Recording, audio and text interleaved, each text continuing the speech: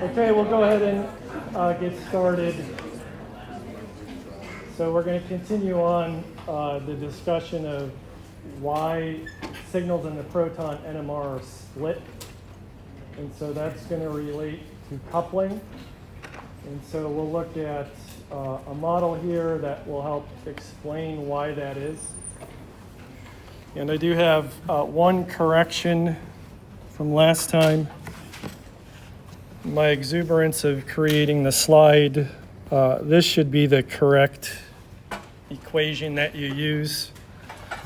To determine the total number of lines in the signal, it's 2 to the n, not n squared. So that relates to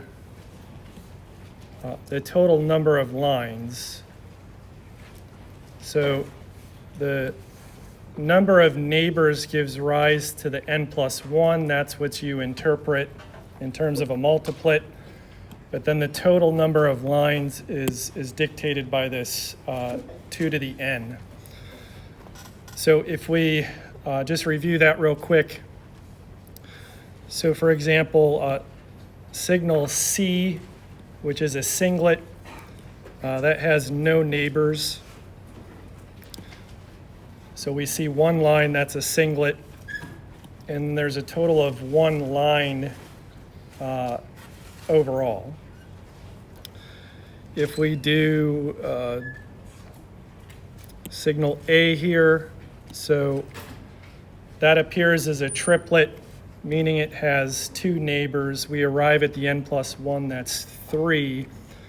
The total number of lines, though, is 4. And that is due to the intensity of that middle line. So we have this 1 to 2 to 1 ratio. So that gets us to 4. And then we can do the same thing for B. So that's this CH2 group. It has 3 neighbors, so 3 plus 1 is the 4. And then within that, the total number of lines is 8. That's 1 to 3 to 3 to 1. And we get that ratio from the Pascal's triangle.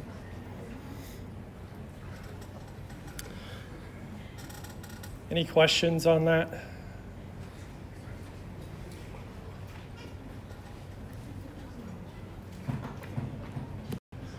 So this slide summarizes what those multiplets look like. The kind of basic ones are shown here. So singlet, doublet, triplet, quartet, quintet or pentet, and then sextet. So you're determining how a signal looks based on the number of neighbors. N, you do the n plus 1.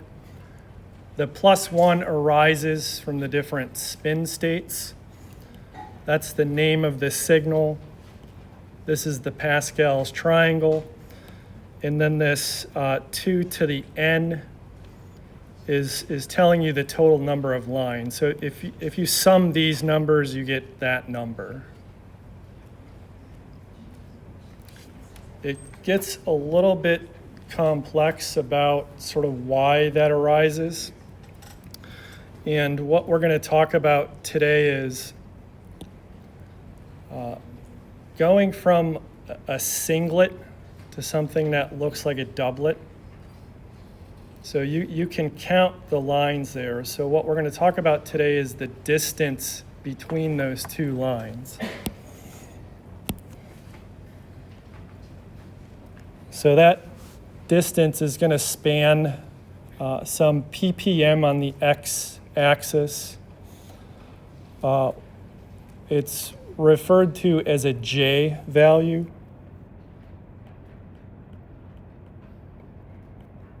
And the unit is reported in hertz. That distance is called a coupling constant. So remember that the reason it's splitting is due to the neighboring hydrogens. So splitting is a reciprocal relationship. If you have two different sets of signals and they split each other, the distance of that splitting in hertz is going to be the same.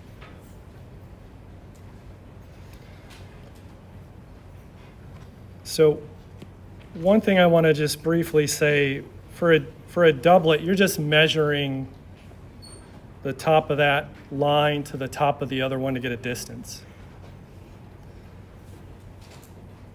See this triplet now? Now there's two distances.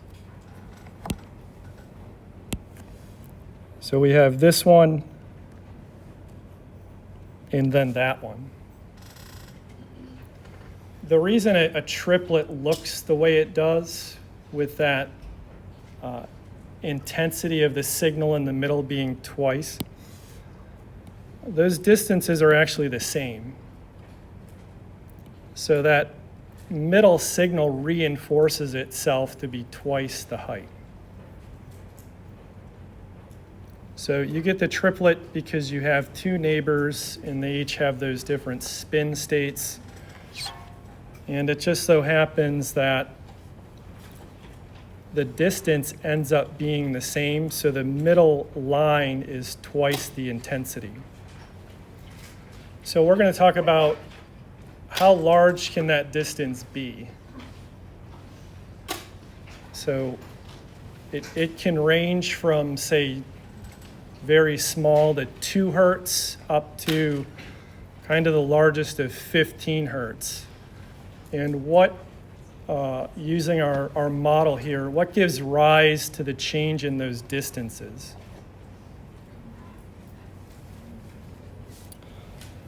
So one thing you want to be familiar with is, looking at a proton NMR, counting the number of signals, that's your unique sets.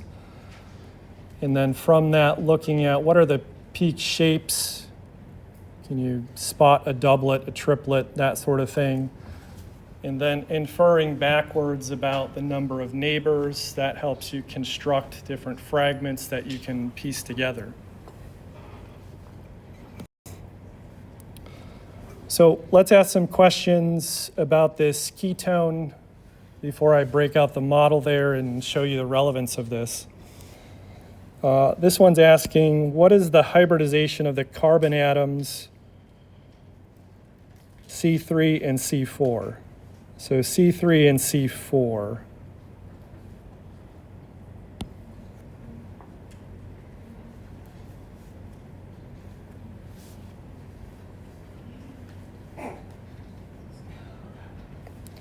So D is the correct answer. They're both sp3 hybridized.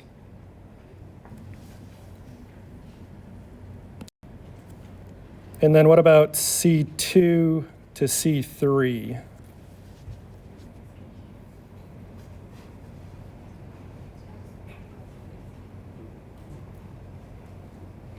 What do you think? So B. So C2 is sp2, and then C3 was sp3.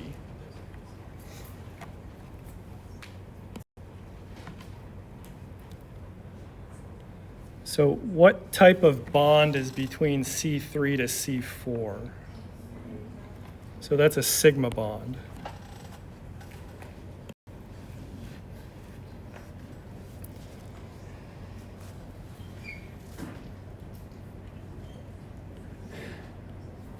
So those are both sigma bonds. So which of the following statements is then true?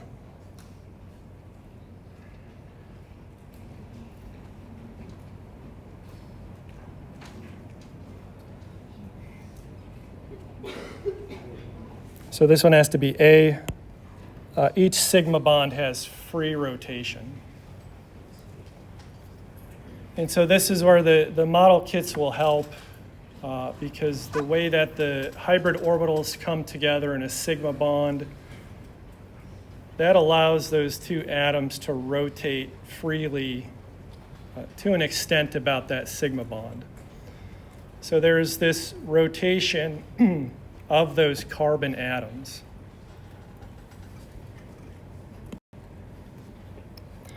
So we want to use what we know about bonding and sigma bonds, and then this fact that these things rotate, to understand that distance between the lines that we see in these signals. And so that is called splitting. So from your first approximation, you're determining the unique sets of hydrogen atoms you're going to have. Then your second approximation, that signal is going to split based on the neighbors. And so the distance of lines in that splitting has to do with how these things rotate. So you have a set of hydrogens. What's their sort of relationship to one another other than being neighbors? There's another type of relationship. So we're concerned with the distance in hertz. Again, that's called the J value. I don't know the origin of that, but it's reported as J in hertz. And for any molecule, is that line, that distance, always the same? And what we'll see when we look at the model, it will change based on how the bonds rotate. So here is, this is an actual spectrum of something I ran. Let me apologize for the screen grab here. That line means nothing. It's just the cursor in the software. But we see the quartet, the singlet, and the triplet. And now what we're going to focus on are these red numbers up here. These numbers are telling us the chemical shift of each line in the signal that we see. So because this is a quartet, we see 4 of those numbers. The singlet only shows 1 number, that's the chemical shift. The triplet shows 3. This number under here, that's the ratio or integration. So a CH2 group, CH3 group, CH3 group.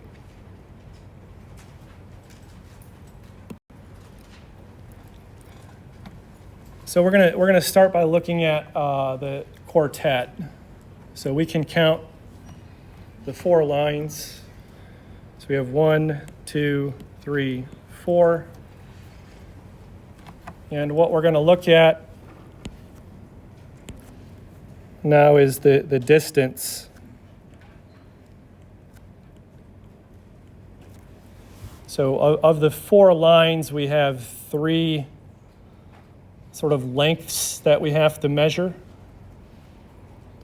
And the first thing we want to prove to ourselves, let me call this sort of J1, J2, J3. Are all of those the same value, or are they different? And then what is the magnitude of that value? So what we'll see on the next slide is we're going to take this number, subtract that number. We have to do something else. That'll give us the J1, then this number minus that number. That gives us J2. This number minus that number gives us J3.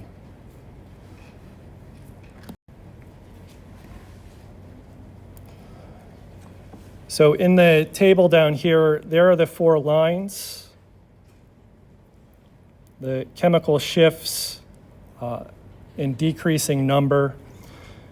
And then what we're doing is taking this minus that. That gives us a difference in ppm. So remember, on the x-axis, we're using this unit of parts per million, or ppm. If we want to convert that into hertz, we take that number multiplied by the operating frequency of the instrument.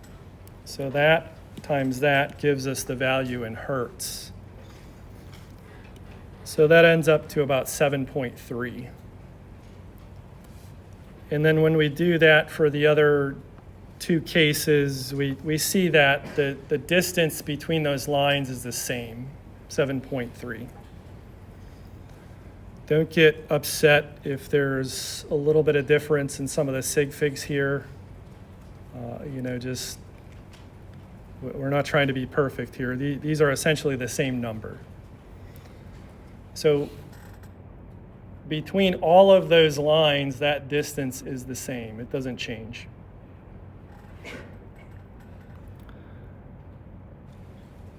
So the quartet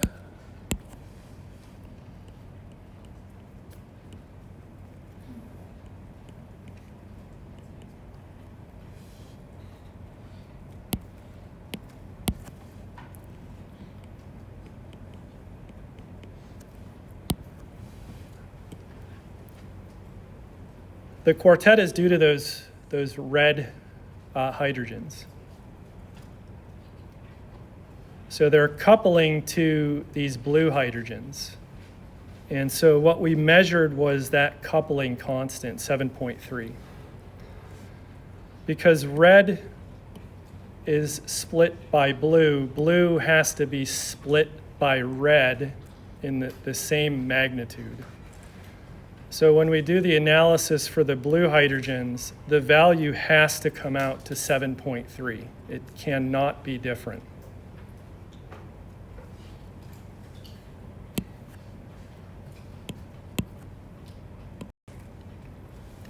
So there's the triplet.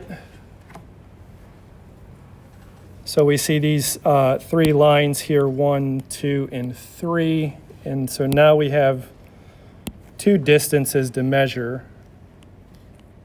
So this J1 and then J2.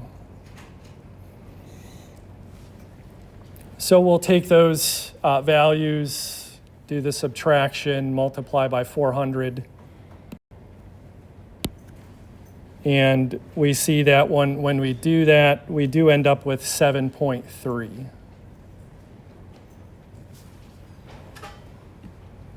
So overall, that J value is called a coupling constant. The splitting has to be reciprocal in terms of the magnitude that you see on the x-axis. One thing I also want to point out is it says coupling constant. So the values that we see here are used for a 400 megahertz instrument. If you were to go up in resolution to an 800 megahertz, so you're doubling that frequency, the value is still going to fall out at 7.3. That will not change based on what that is. So it's constant due to the reciprocal coupling, and it's also constant regardless of the operating frequency of the instrument.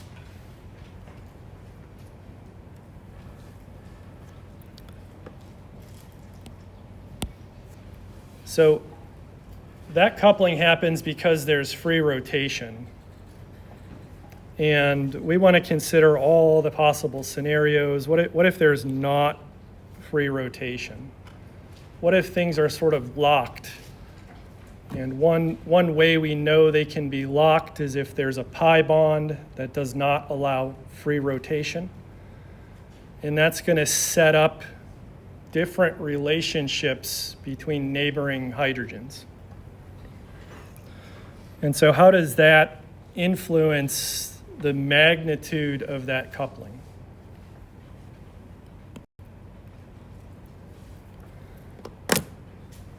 So let me get out the model here of our ketone.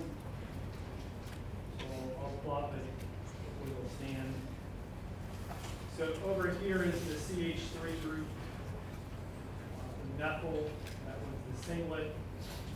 In the middle here is the carbonyl, so you have carbon and then oxygen. These things would be the lone pair in your CH2, CH3.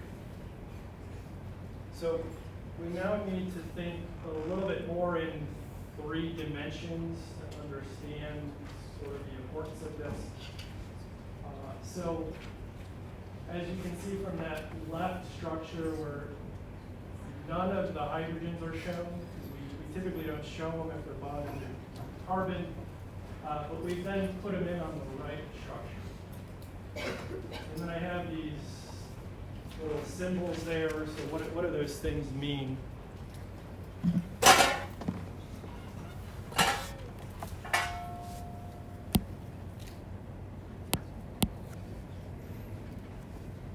So let me highlight the carbon backbone in red. That's your typical bond that's in the plane of the projection screen.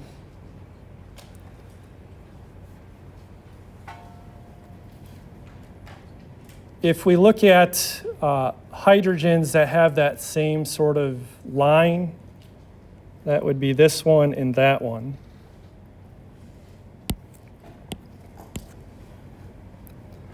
But then I have these other weird looking things to the remaining hydrogens. So a wedge, a bolded wedge, that means the element or group or whatever is projected out towards you.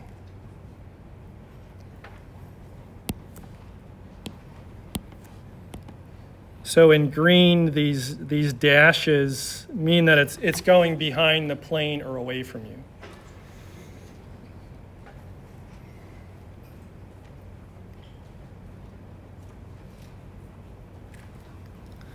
So as kind of a thought experiment, you know, we're considering this quartet in that triplet. We have these 2 hydrogens. So from a first approximation, we say they're equal, then they're split by these 3. If you look at this hydrogen here, the CH2 pointed out towards you, it really has a different relationship to all of these 3 if that was a static image. And so the way that we're going to look at this is through 4 atoms. So let's consider this H, that carbon, and that H. Those things will form what's known as a dihedral angle. So thus far, we've only talked about bond angles, where a bond angle is defined by 3 elements. So that's just the angle between them.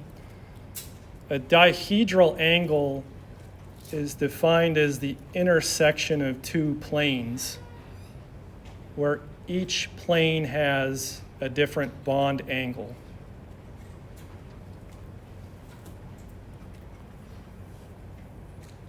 So if this were a static image, this hydrogen right here would have a different dihedral angle to all these other 3 hydrogens on the methyl group.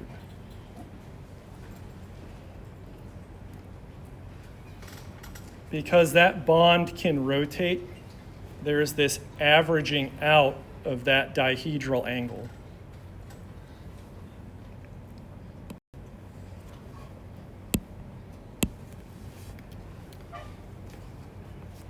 So let's run through this so we're clear on the nomenclature. So how many hydrogen atoms are in the plane? That would be 1 and then 2. So towards you, we're going to use these wedges, be those 3. And then away, So we have 2 in the plane, 3 towards, and 3 away. And I think that ends up being choice B.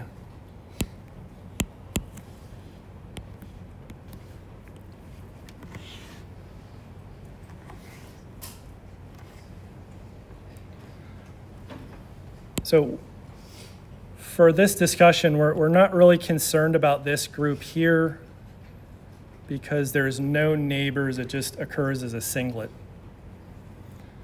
So really, we're only talking about things that have neighbors that end up splitting one another. So what is a dihedral angle? And so there is the molecule with those hydrogens shown in the plane, towards and away. So thus far in the class, we've been looking at molecules where the carbon backbone, so all 4 carbons are in the plane. That's a viewpoint or a frame of reference, a perspective.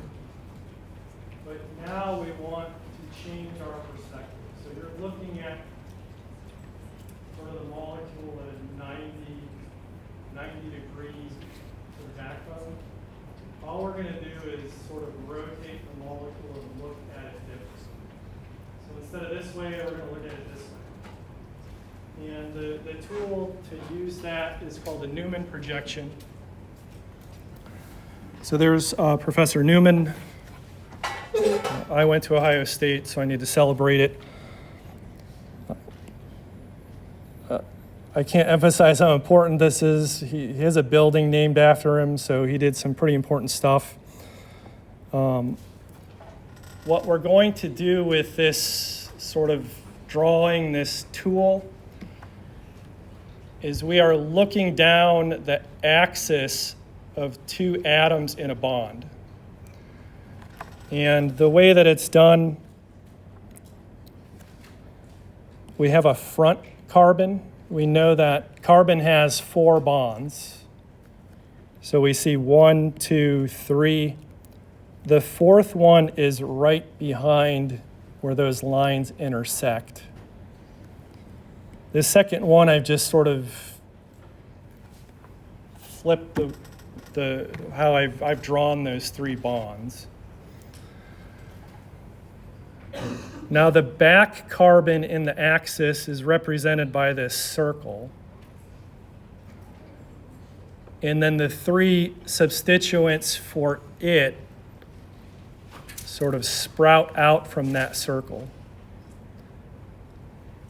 So again, the thing you have to be cognizant of when you're drawing these things and interpreting, the 4th thing is the bond axis you are looking down. And that always has to be 2 elements or 2 atoms. So you take the front, put it in front of the rear here, and that's the Newman projection. So the front 3 substituents, 1, 2, 3, the circle is the back carbon, and there are its 1, 2, 3. Again, what that allows us to do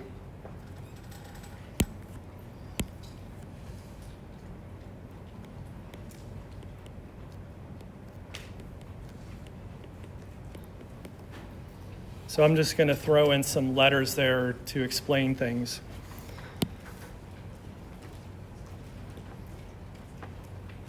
If we use sort of A as our milestone, what is the relationship between A and F, or A and E, or say B and E?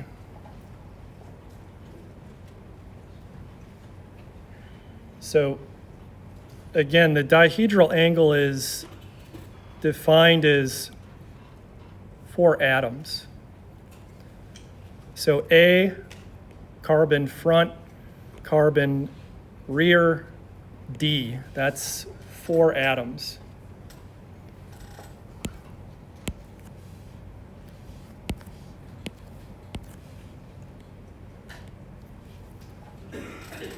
So that would be a dihedral angle. The first plane is defined by, so substituent A, front carbon, back carbon, that would be a bond angle. The second plane would be the front carbon, the back carbon, and then substituent D. So those are two planes that intersect, and then they form this angle between them.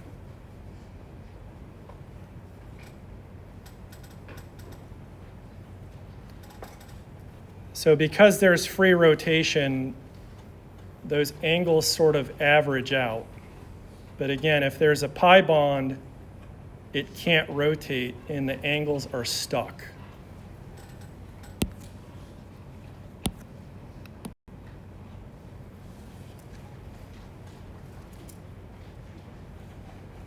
So maybe I'll give you 2 or 3 minutes to see if you can convert this frame of reference to these two different Newman projections. And the nomenclature of this, that's going to be your front carbon, that's going to be your back carbon.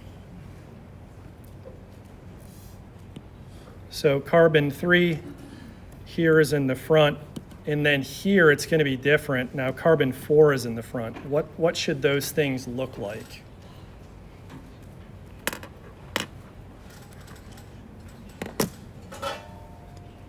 So your model kits will definitely start helping you in this regard. I can do this in my head just because I've done it for 25 years or more now. But so we want C3 to C4. So in my right hand is C3, in my left hand is C4. And notice how that bond is going up. So I want to hold this thing up. So here's carbon 3. I have this thing going up, and then here and here are H's. And so on the back carbon, they're all H's, right? So that's pretty easy for the back one. You're just putting H's. But this is what you're doing is, this pi bond is getting in the way here. You're looking down this axis right now. Carbon-carbon axis. We've changed our viewpoint.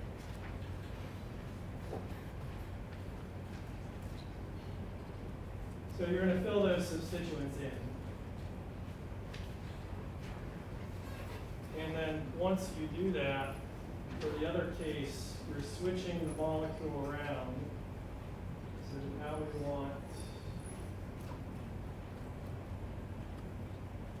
carbon 4 in front. It's the same molecule, you're just looking at it from different viewpoints.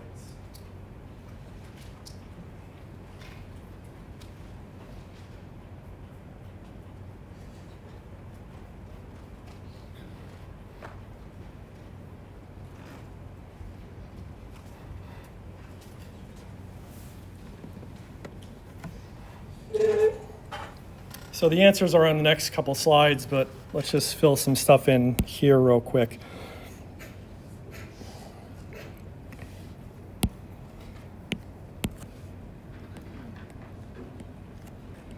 So we're putting our eyeball in the plane right here, and we're looking down 3 to 4.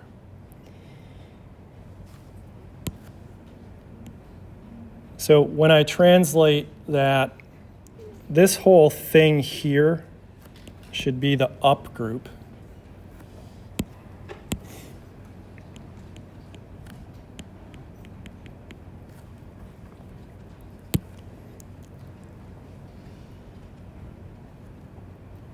And then we'll see if you can visualize this. What should go right there? HB.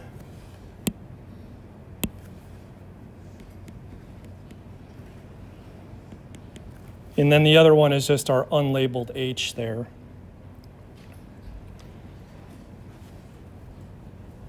So on the back carbon, what should go right here?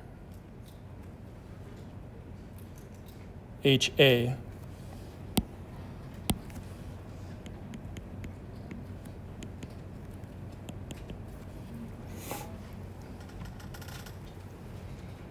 So another thing I want to point out,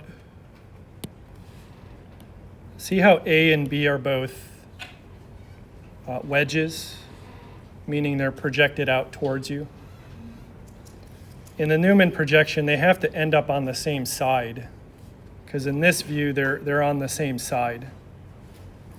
So here, as a check, they need to be on the same side as one another.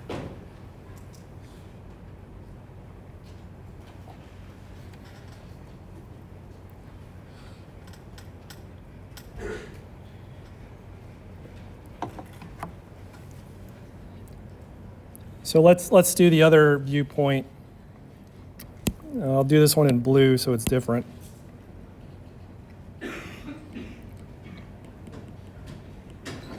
So now we're looking down 4 to 3. So what should go here? HA.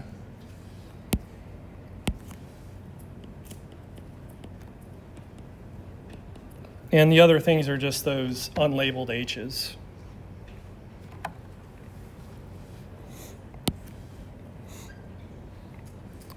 And then what goes right here? So that still has to be HB.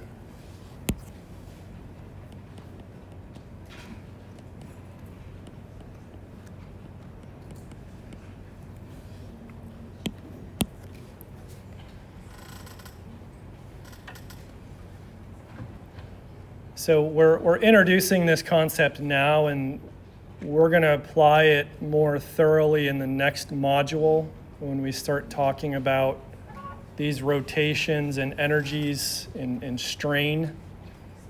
So that's called conformation. But we do need to be fluent in taking a molecule that's drawn one way and looking at it these other ways.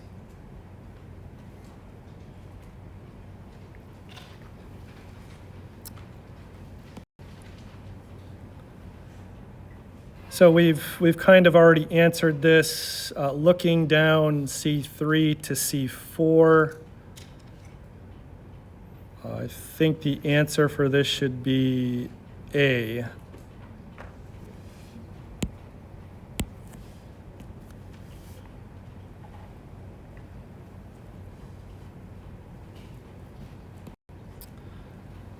C4 to C3. This one should be C.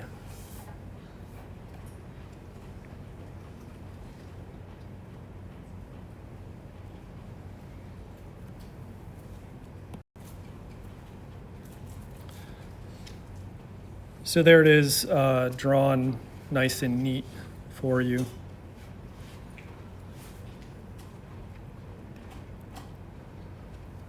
So the take-home message of this is whatever the molecule is, crack open your model kit, build a model of it, and start looking at it in different ways so that you're able to translate it into these Newman projections. So why is that important? So we'll apply a little bit of geometry to this. So in a circle, we have 360 degrees. If we sort of translate that to the Newman projection, that front carbon has 3 bonds, right? 3 substituents. So we're going to place those in that circle.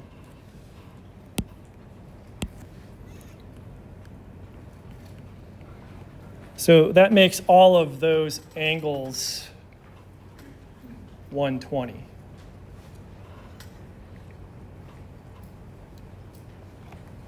When we're looking down the Newman projection, the substituents on the rear carbon can bisect those angles. So all you're doing is chopping it in two.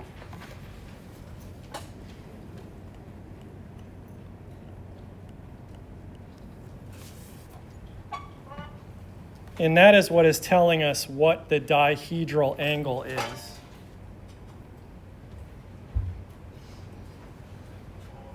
So imagine we're looking at carbon 4 now. This is our circle. That's 360 degrees. We have the substituents. This angle is 120. And then when we look down the axis, we can see this thing here bisecting that angle. So from this hydrogen to this one, that tilt or angle is 60 degrees. So that's what we mean by a dihedral angle.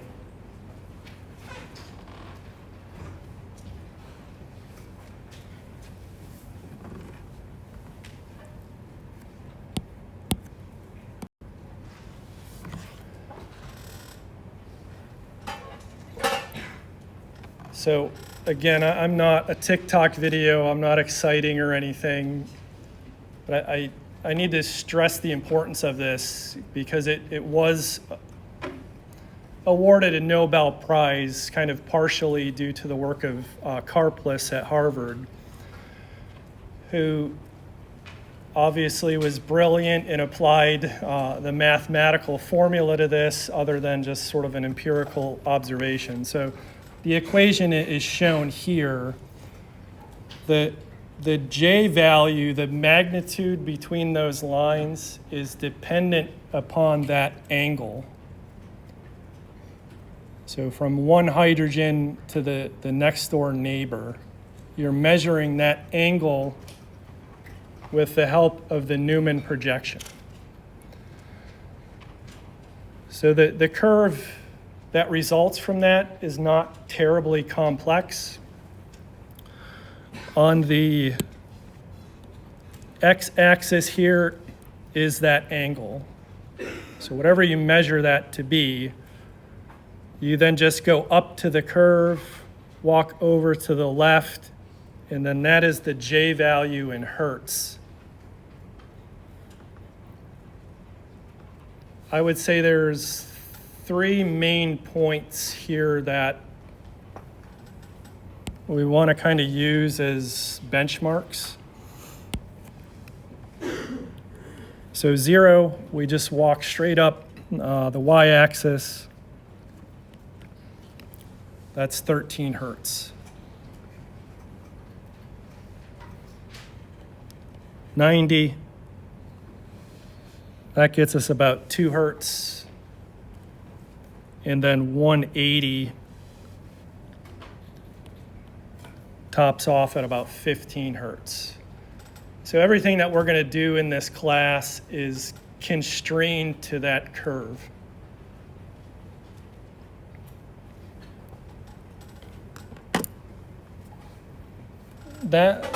This can be a little challenging for students to understand. So let me, I don't have any other different colors than yellow here.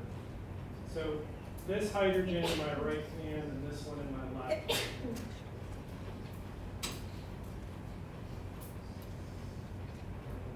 Hold this up in a reasonable. What is the dihedral angle between them right now? What? 180. Everyone get that? What's the dihedral angle now? 0. So you're always placing some sort of something at 0 and then rotating the other one. So it can get a little bit fancier whether the rotation goes this way or that way. We're not concerned with that. We just want the overall value, absolute value of the angle. That's going to allow us to determine that coupling constant. So here's something to think about. I'm not going to answer it now, but you can ponder it. So 180 has the largest boundary. 0 has the second largest. And then 90 is the smallest. So think about what you know and try to explain that.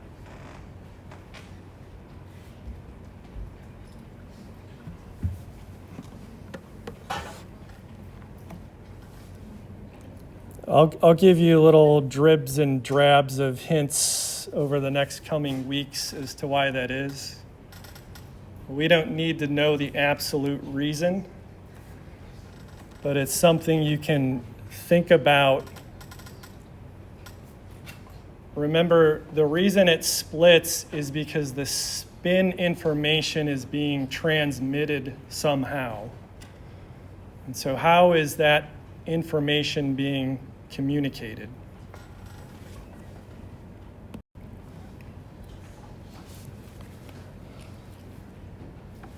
So when we looked at,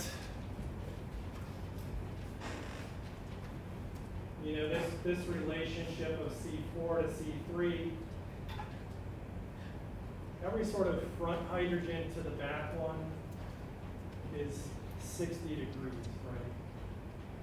So if you go on the chart up to 60 and then move over, you don't get that observed value that we saw, the 7.3. So what happens? Remember, we said that bond can rotate. So it's rotating trillions of times per second. So those angles are always changing. And so it kind of moves on that curve and it averages out at 7.8. So what I'm telling you is a fact. Any bond that rotates like that is going to be 7.3 or about 7, no matter what. So it doesn't matter what other stuff you have bonded to there, it's always going to fall into that. So that encompasses a lot of stuff. We sort of explain things, but what if the angles are locked? How do we get other places on that curve? How can we get up to 0 or 13 or 15 hertz? Is that 7.3, even if there was a double bond on, instead of one of those hydrogens, it was product with oxygen, would it still have the same rotation? So the way that I interpreted what you said was that, or do you mean between C3 and C4? Yeah, I'm connected to C3 or C4. They have, yes. Yeah, so that is what we're going to look at. Because now that pi bond prevents that rotation.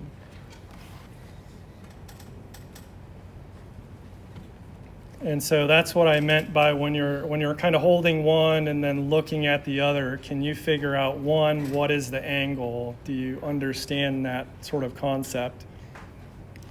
And then two, just going to the curve to figure out what the coupling is.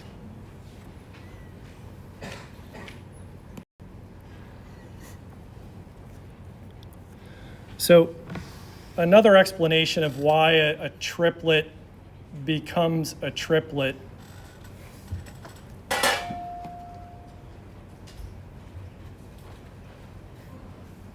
again, why does this become a triplet from these two hydrogens? So this has spin up, spin down, that has spin up, spin down. They're both hydrogens, but they are different hydrogens. Every coupling of this to that is the same value. So if you just had one hydrogen here, so I'm covering this one up, this would become a doublet. I covered that up, still be a doublet. But now since you have two, this coupling is a doublet, that is a doublet. It just so happens the magnitude is the same, so that center line shoots up to twice the value.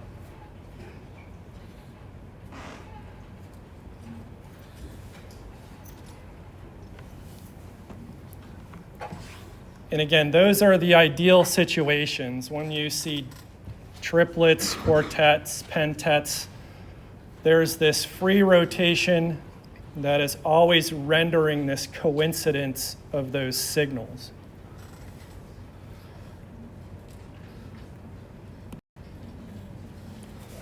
So this gets to the question about if there's a pi bond, you no longer have free rotation and things are locked in place. So the molecule here is rigged in a sense. I guess while I take a swig here, how many unique sets of H do you think that has?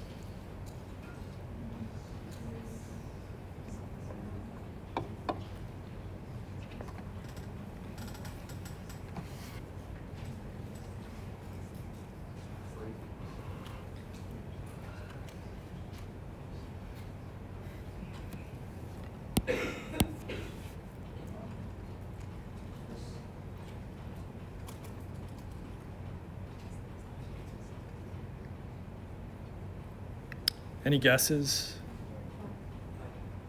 What? 5? 5's not right. Too much. 3 is a good first guess. It is 4.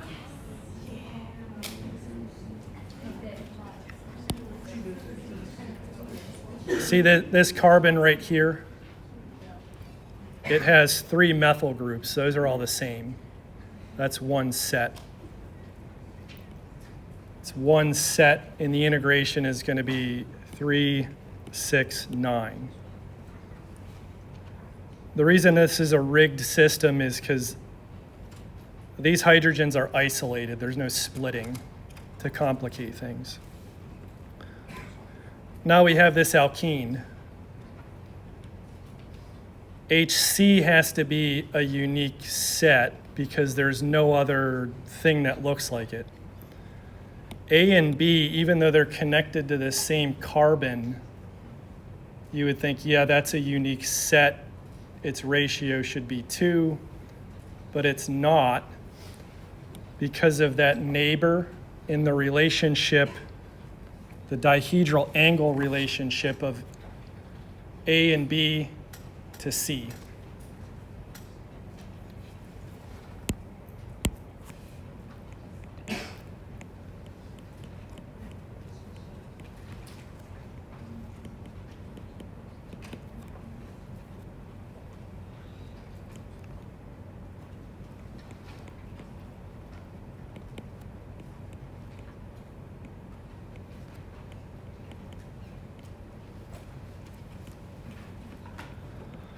So because it's locked,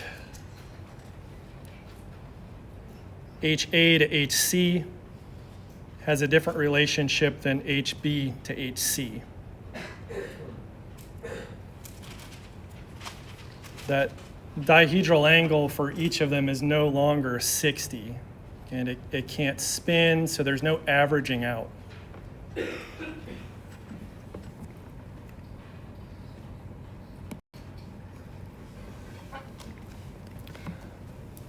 So how many neighbors does HC have? So that position has no hydrogens. This one has 2. So to a first approximation, you would say there's 2 neighbors, therefore HC should look like a triplet.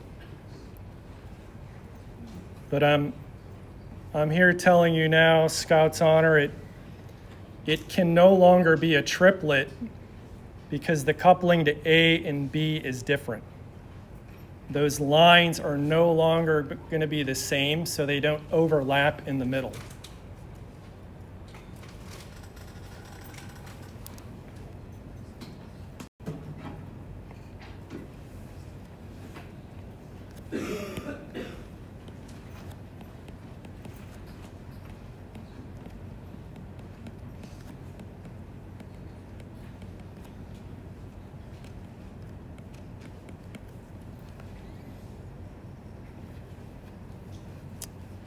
So we good on that so far?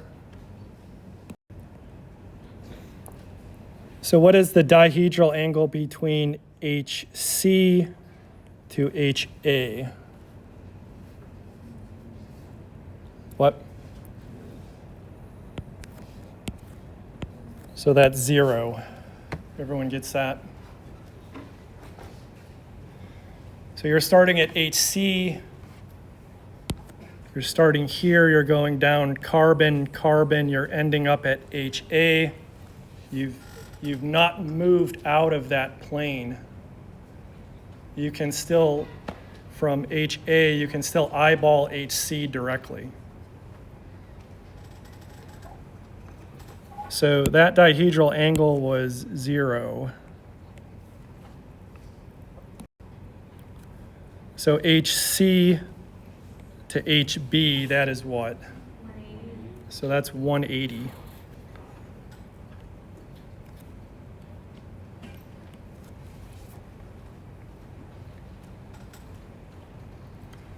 So to get over from HC to HB, you have to sort of fly over the plane to get to the other side of that alkene. And so remember from that Karplus equation,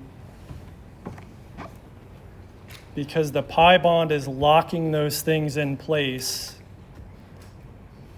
a 0-degree coupling is different from a 180-degree coupling. The distance is now different.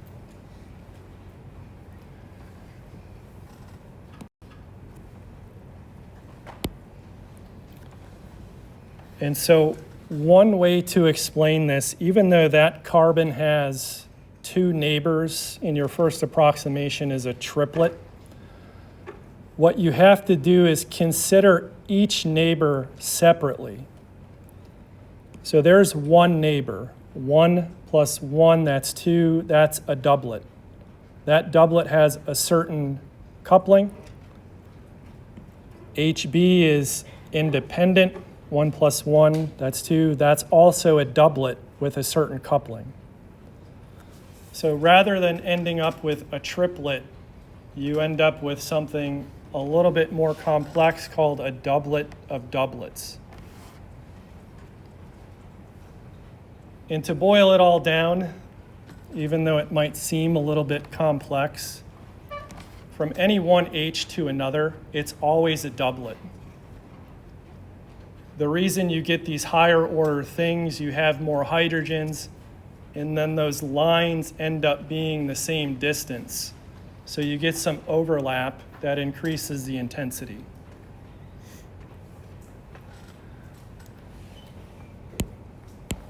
So C to A was 0, that's a doublet. C to B was 180. That's also a doublet. So because those angles are not equivalent, the Karplus curve says the coupling is therefore different.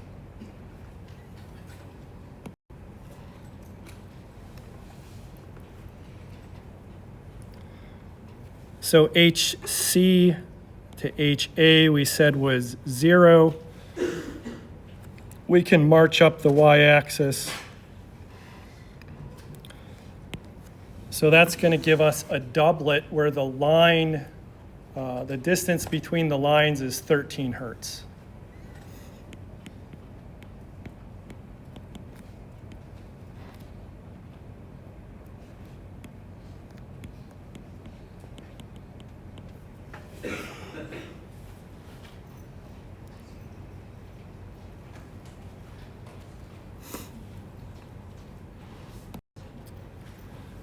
So HC to B was 180. So we go over to 180, all the way up, then over. And that gives us 15 hertz.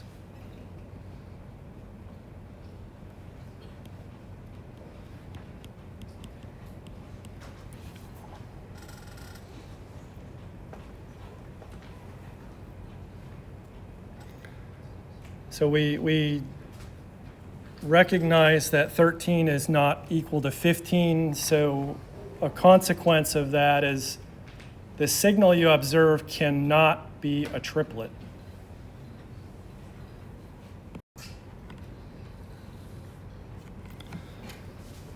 So we're dealing with sort of that and that.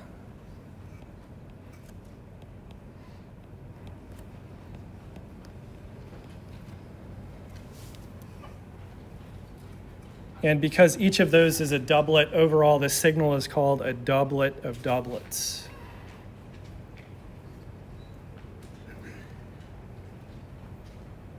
When you interpret it,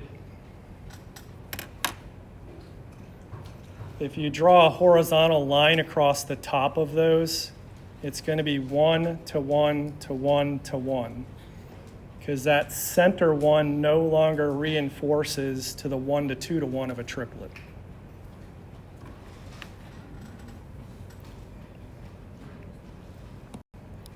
So there's my PowerPoint rendering of what that will look like.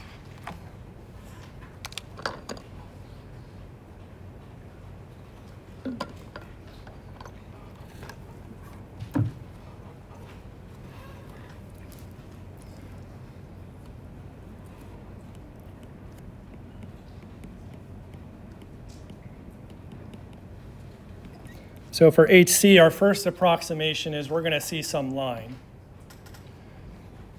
Then it has that very large coupling to HB, which was 15 hertz.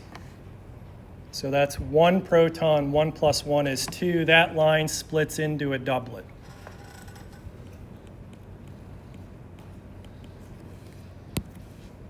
The magnitude, the spread there was that 15 hertz. So here is your doublet right there and there. Then from each of those is the next smaller coupling. That's HC to HA, which was 13. So from each of those, you split it into a doublet, and the spread is now 13. So when you look at it, you see a doublet and a doublet. That's why it's called a doublet of doublets. This way of doing it is just called a tree diagram. So again, 15 and 13 are different. If this second coupling was 15, these two center peaks would be coincident and be twice the height. So when we draw this line across, the height intensities are 1 to 1 to 1 to 1.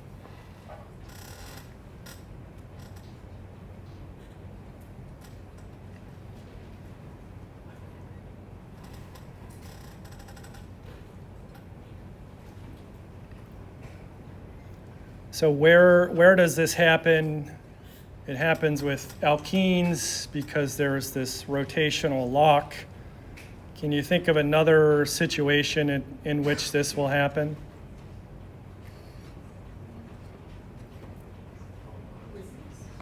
In rings. So remember, a degree of unsaturation is either a pi bond or a ring. And to just briefly demonstrate that,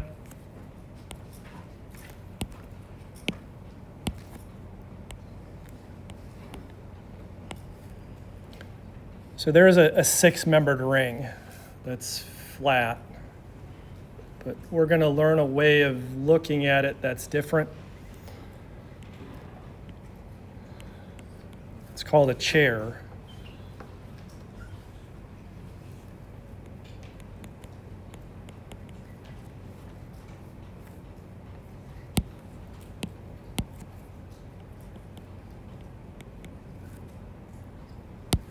So I've just put some hydrogens in there, these red ones and these blue ones. But it's kind of the same thing. The ring itself, it locks any free rotation about a carbon-carbon bond.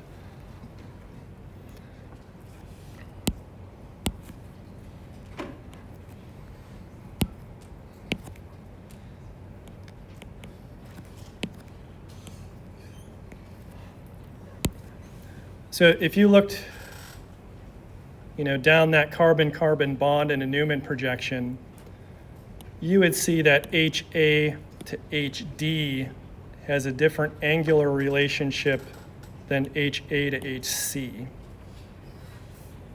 So pi bonds and rings, they lock the dihedral angle. That's going to give you different magnitudes of coupling.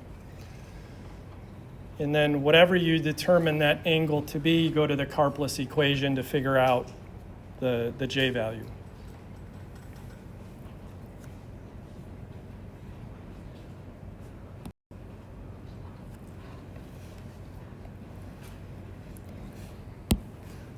So let's close the loop, as people are fond of saying here.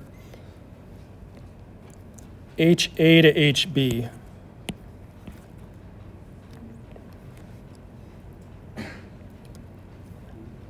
A and B are on the same carbon. So what is this angle?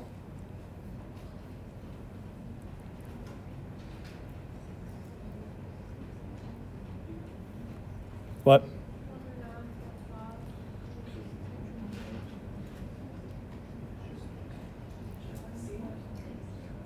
It's C, it's 120. So that's an sp2 hybridized carbon. So it has trigonal planar geometry. Now what you're determining is a bond angle. This is not a dihedral angle.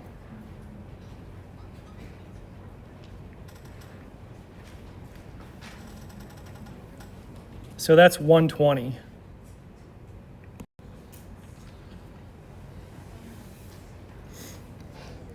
So hopefully you don't need any Tylenol for about what I'm going to tell you here. The hydrogens on this carbon split one another. And why do they do that? Because they're different due to that HC relationship. So we're using instead of using the term neighbor, we'll call them roommates because they're living together. So they have to split each other due to their relationship to HC. So if we use the Karplus equation, what should the coupling between A and B be about approximately?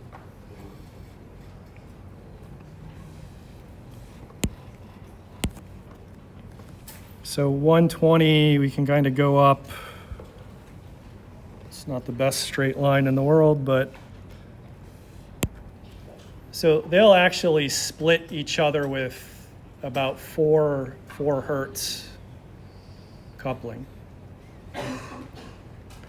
And again, that's kind of the weird thing because they're bonded to the same carbon.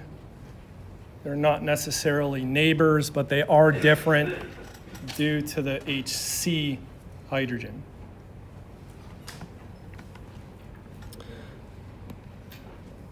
And I think that is the last slide for today. Any questions?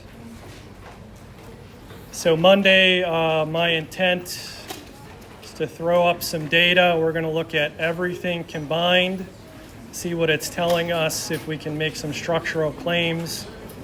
And then you'll have your exam 2B on Monday.